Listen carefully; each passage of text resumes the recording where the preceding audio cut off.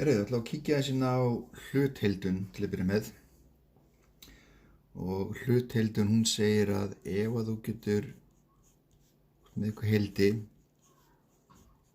og þú getur skrifað þetta heildi sem margfeldi tveggja falla, eitthvað f og g, þá þetta dæmi sem þið eru að fá, hann er útkomin úr því, og það væri þá þetta fall f sinnum stofnfallið g, það er að segja stóra g af x, sem gefur mínus heildið að f diffrað af x sinnum stóra g af x dx.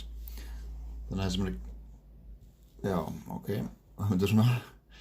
Þannig að það sem er að gerast hérna er að þeir eru með eitthvað flókið heildi, það er óflókið til þess að leysa það á velinn hátt. Þannig að þá þurfum við að nota þessa reglu og það sem við fáum út af því er nýtt heildi og sem ætti þá að vera einfaldara heildi. Og vandamálið er í þessum dæmum að það er hvernig velur maður þetta f og þetta g. Þannig að tökum dæmi. Segjum að þetta sé vandamálið. Cosinus af x sinnum x dx. Og æfilega þegar ég beiti þessu hlutdeildun þá er það dæmi það sem er eitthvað x sinnum eitthvað annað x. Það kemur x tvisvar sinnum fyrir. Þannig að núna þurfum við að ákveða hvernig við veljum þetta f og g, þú veist, er þetta cosinus af x, er þetta f eða þetta er f.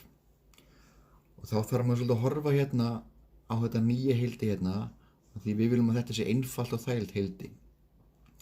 Og hérna sjáðu, hérna kemur f diffrað fyrir og stóra g. Þannig að það sem ég vil gera er að ég vil velja f-ið og g-ið, þannig að f diffrað verði eitthvað einfalt og þægilegt og heildið að g, stóra g af x, það er líka eitthvað þægilegt.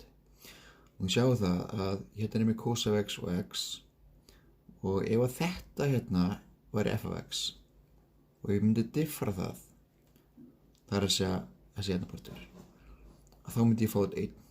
Þegar maður diffrar x, þá færi maður 1. Þannig að þessi hérna partur myndi eiginlega bara hverfa og ég þurfti ekki að hafa áhyggjur af honum. Þannig að þá er þetta heildi hérna mun einfaldara og þægilega.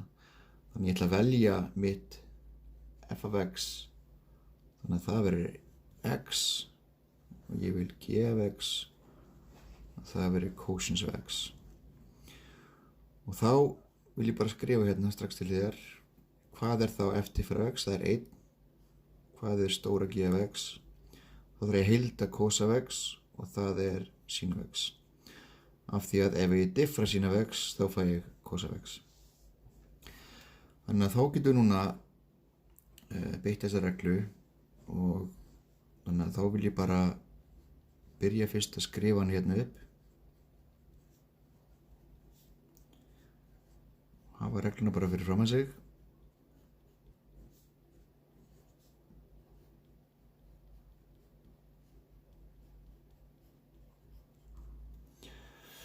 Ok, þannig að núna fyrir ég bara hendin í f af x, það er hérna x, g af x, stóri g af x, það er sin af x. Ok, og ég vinn ekkert meira með þetta, þetta verður bara svona. Hérna kemur síðan heildi, hérna kemur f diffrað af x, það er bara 1, svona stóra g, það er sin af x, dx.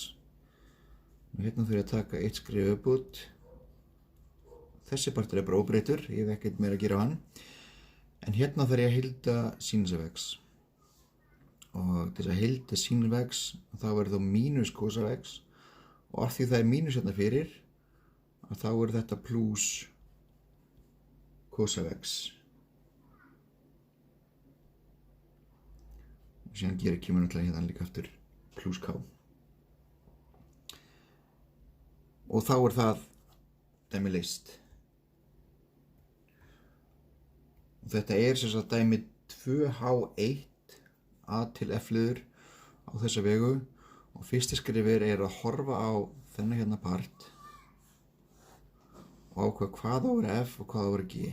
Og munið f á að vera einfalt að diffra, þannig að þetta hérna heildi ætti að vera einfaldara.